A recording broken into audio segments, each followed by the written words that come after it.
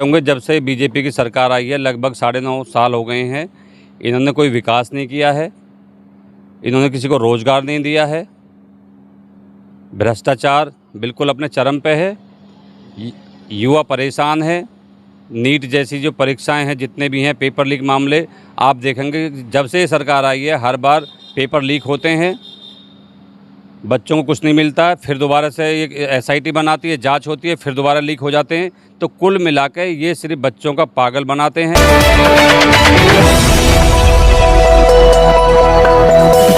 राजनीति से काम तक,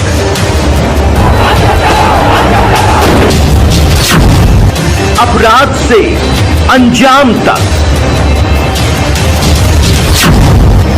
खेत से खलिहान तक, अब हर खबर पर होगी हमारी नजर। पाइए सीधा अपने मोबाइल पर। मैं हूं मौर्य कुमार गौतम, आपका अपना न्यूज रिपोर्टर। देखते रहें गांव शहर की खबर और जुड़े रहें सिटी न्यूज इंडिया वन के साथ।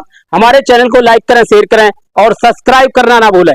देखिए, हम जातिवाद की राजनीति नहीं करते हैं, हमें सर्व समाज का पूरा आशीर्वाद मिल रहा है।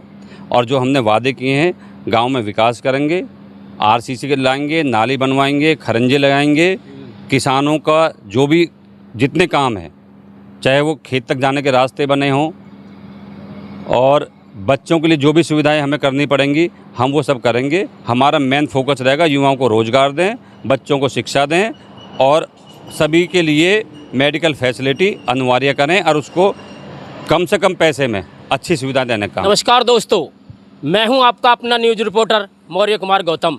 आज हम आपको लेकर चलते हैं उत्तर प्रदेश के जनपद हापुड़ क्षेत्र के कस्बा धौलाना में। आखिर क्यों? हमारे साथ सपा प्रत्याशी, जो दावेदार प्रत्याशी हैं धौलाना विधानसभा से, कर्मठ, जुझारू और ईमानदार, गरीब मजदूरों के हमदर्द, आज हमारे साथ हैं। आज हम इनसे जानना चाहते हैं कि धौलाना विधानसभा से आखिर ये चुनाव क्यों लड़ना चाहते हैं, जनता इन्हें क्यों चुनना चाहती है, या जनता के लिए क्या करना चाहते हैं, और धौलाना विधानसभा में चुनाव लड़ने के इनके पास क्या मुद्दे हैं। आज हम इनसे जानना चाहते हैं कि 2027 के चुनाव को लेकर के आखिर ये कहना क्या चाहते हैं, और यदि धौलाना विधानसभा से यदि ये विधायक बनते हैं, जनता आशीर्वाद देती है और ये जनता विधायक बनाती है, तो ये जनता के लिए धौलाना विधानसभा में आखिर ये क्या करना चाहते हैं। चलिए इनसे बात करते हैं, जो धौलाना विधानसभा के सपा प्रत्याशी हैं, दावेदार हैं। इनसे आज हम जानना चाहते हैं आखिर किन मुद्दों को लेकर के ये चुनाव लड़ना चाहते हैं। जी देखिए, 2027 का चुनाव आ गया है। समाजवादी पार्टी ने पूरी तरह से अपनी तैयारी कर ली है। आप देख रहे होंगे जब से बीजेपी की सरकार आई है लगभग 9.5 साल हो गए हैं। इन्होंने कोई विकास नहीं किया है, इन्होंने किसी को रोज़गार नहीं दिया है, भ्रष्टाचार बिल्कुल अपने चरम पे है, युवा परेशान है। नीट जैसी जो परीक्षाएं हैं, जितने भी हैं पेपर लीक मामले, आप देखेंगे जब से ये सरकार आई है हर बार पेपर लीक होते हैं, बच्चों को कुछ नहीं मिलता है, फिर दोबारा से एक SIT बनाती है, जांच होती है, फिर दोबारा लीक हो जाते हैं। तो कुल मिलाकर ये सिर्फ बच्चों का पागल बनाते हैं, जनता को बेवकूफ़ समझते हैं। इनके पास रोज़गार नाम की कोई चीज़ नहीं है कि रोज़गार देके हम बच्चों का भविष्य बनाएं। 2027 में अगर समाजवादी पार्टी की सरकार आती है तो हम शिक्षा फ्री करेंगे, किसानों के लिए सिंचाई मुफ्त करेंगे, बच्चों को ग्रेजुएशन तक भी हम फ्री शिक्षा देने का कोशिश करेंगे। सरकार और पार्टी बहुत ऐसी पॉलिसियाँ बना रहे हैं। जो महिलाएं हैं उनको हमने 40,000 वार्षिक मदद देने की हमारे राष्ट्रीय अध्यक्ष जी ने घोषणा की है, वो भी काम करेंगे। और आप देख रहे हैं विकास, सड़क, पानी, कोई व्यवस्था नहीं है। आप यहाँ से देखिए, मसूरी से अगर हम सपनावत तक आते हैं, गुलाटी तक आते हैं, इतना रोड टूटा पड़ा है, यहाँ रोज़ एक्सीडेंट होते हैं, नौजवान और कितने बच्चों की यहाँ रोज़ एक्सीडेंट में मौत होती हैं। अस्पतालों में कोई सुविधाएं नहीं है, बड़े हॉस्पिटल नहीं है, मेडिकल कॉलेज नहीं है। तो यहाँ कुल मिलाकर आप देखेंगे कि यहाँ पर बच्चों को या बेरोज़गारी ये एक बहुत बड़ी समस्या है। आप इंडस्ट्री देखो, यहाँ पर इंडस्ट्रियों में कोई बहुत अच्छी व्यवस्था नहीं है। दूसरा, जितनी भी ये इंडस्ट्री हैं, मैं आप सबसे कहना चाहता हूँ कि अगर हमें मौका मिला तो इन प्राइवेट सेक्टर में भी हम यहाँ के बच्चों को, या जिनकी ज़मीन गई है या इस क्षेत्र से संबंधित है, उसको कम से कम मैं ये मांग करता हूँ कि 30 से 40% इन बच्चों को प्रायोरिटी पे या आरक्षण दिया जाए, जिससे यहाँ के बच्चों को रोज़गार मिल सके। अब यहाँ के बच्चे 10-10, 15-15 हज़ार के लिए नोएडा जाते हैं, ग्रेटर नोएडा जाते हैं, दिल्ली जाते हैं, आने जाने में इतना टाइम वेस्ट हो जाता है। तो रोज़गार ये दे सकते हैं, पर सरकार की मंशा नहीं है कि रोज़गार दें, क्योंकि इनको वोट मिल रहा है। हिंदू मुस्लिम की बात करो, वोट बटोर लो। लेकिन अब ऐसा नहीं है। यहाँ का जो युवा है, नौजवान साथी हैं, किसान हैं, सब समझ गए हैं कि हिंदू मुस्लिम पे या बांटने से देश नहीं चलता है। हमें खाने के लिए मेहनत करनी होगी, हमें रोज़गार चाहिए। बच्चों को शिक्षा के लिए अच्छे कॉलेज चाहिए, अच्छे यहाँ कॉलेज नहीं है, मेडिकल कॉलेज नहीं है। तो मैं समझता हूँ कि इस सरकार ने, बीजेपी की ने कुछ भी काम नहीं किया है। जनता बड़ी त्रस्त है। जनता 2027 में इनका विरोध करके समाजवादी पार्टी को चुनकर सरकार बनवाएगी, और हमें जब मौका मिलेगा, हम बच्चों से वादा करते हैं कि सबको रोज़गार मिलेगा, अच्छी सुविधाएं मिलेंगी, अच्छा सड़क मिलेंगी, अच्छा पानी मिलेगा। और जिन बच्चों को अगर हम रोज़गार नहीं दे पाएंगे तो उनको कहीं ना कहीं एक भत्ता देने का काम करेंगे, जब तक उनको रोज़गार नहीं मिलेगा। लेकिन पूरी कोशिश होगी हम रोज़गार देकर उनको सक्षम बनाएंगे। हमारे जो यहाँ वकील हैं इस ज़िले के हापुड़ के, वैसे तो पूरे उत्तर प्रदेश में सब वकील परेशान हैं। इनके साथ जो ई पंजीकरण की नाइंसाफ़ी हो रही है, सरकार को क्या ज़रूरत है इसे करने की? वकील अपना कमा रहे हैं, खा रहे हैं। लोग यहाँ लोकल वकीलों पर भरोसा करते हैं। अगर कोई रजिस्ट्री करानी है, वो किसी को भी, सब लोकल होते हैं, बोल देते हैं भैया मेरी रजिस्ट्री कर दे। किसान इतना पढ़ा लिखा नहीं है, वो बेचता भी है, ख़रीदता भी है। लेकिन अगर ये ई पंजीकरण करा देंगे तो आम आदमी कहाँ जाएगा? इससे बहुत बड़ा नुकसान हो रहा है। या तो ये सरकार इसे अभी वापस ले, वरना मैं अपने वकीलों को यह आश्वासन देता हूँ अपनी पार्टी की तरफ से कि हमारी सरकार आते ही इसको 15 दिन में इस आदेश को हम निरस्त करने का काम करेंगे। और यहाँ के जो वकीलों को एक जो आरक्षण मिलता है, या जो उनको एक सेफ्टी होती है कि कहीं इनके साथ मारपीट हो जाए, कुछ ऐसा हो जाए, तो इनको भी एक अपना इनको मिलना चाहिए इसमें, कि भाई इनकी सुरक्षा भी सरकार को देनी चाहिए, कि इनके खिलाफ़ कोई नाइंसाफ़ी ना हो। जैसे डॉक्टरों को दे रखा, कोई मारपीट हो जाती है तो डॉक्टरों में एक एक्ट होता है, ऐसे ही इनके लिए भी एक एक्ट बनना चाहिए। यहाँ का वकील भी बहुत परेशान है। मैं उनके बीच में आज भी गया था, मैं पहले भी गया हूँ। तो यहाँ वकीलों से मैं वादा कर रहा हूँ कि हमारी सरकार आती हम 15 दिन में जो भी आपको एक्ट है और जो ये कानून है इसे रद्द करने का काम करेंगे। जो आपकी सरकार में नहीं मिली, केवल आपकी सरकार में लोगों को केवल परेशान किया गया, लेकिन भाजपा सरकार हर आदमी खुश है। आज बहन बेटियां बिल्कुल खुले में चल रही हैं, गुंडागर्दी खत्म है योगी राज में, पुलिस बढ़िया काम कर रही है। और आप रोजगार देने की बात कर रहे हैं, रोजगार घर घर में रोजगार मिल रहा, घर घर में राशन मिल रहा। आपकी सरकार ने क्या दिया आज तक?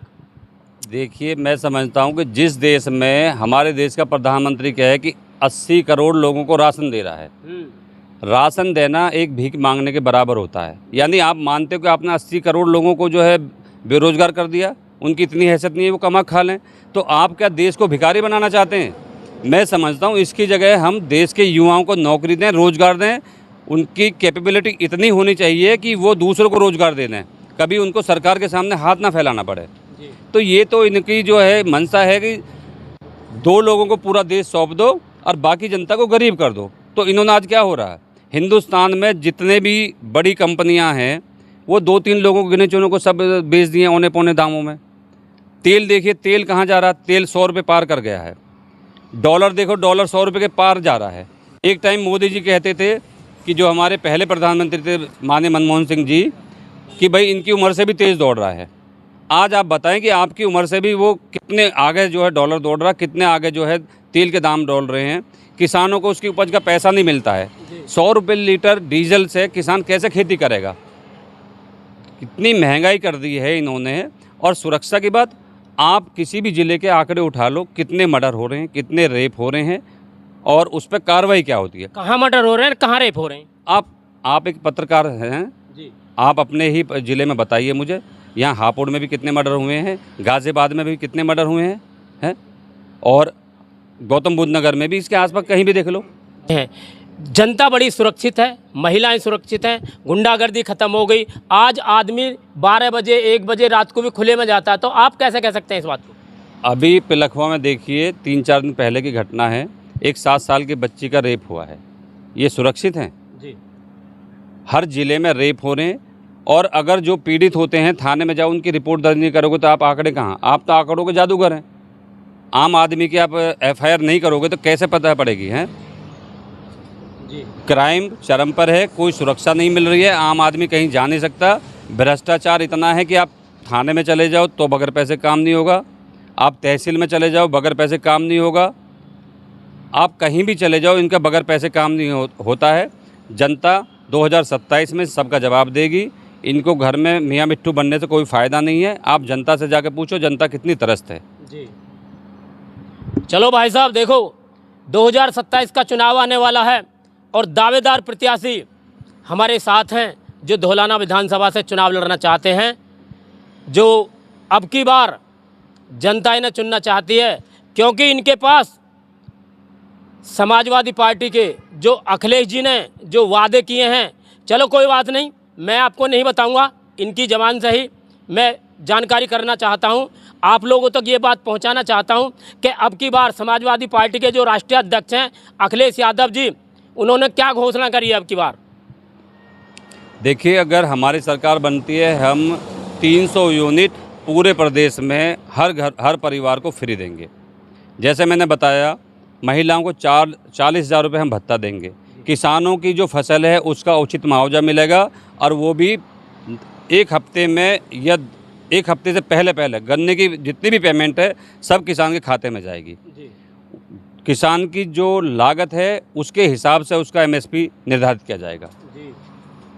बच्चे 1 से लेकर 12वीं तक जितनी भी शिक्षा है वो सब मुफ्त करी जाएगी। अच्छा, तो ऐसे बहुत सारे वादे हैं जो हमने किए हैं और जिसको हम करेंगे भी, क्योंकि हम सिर्फ वादे नहीं करते।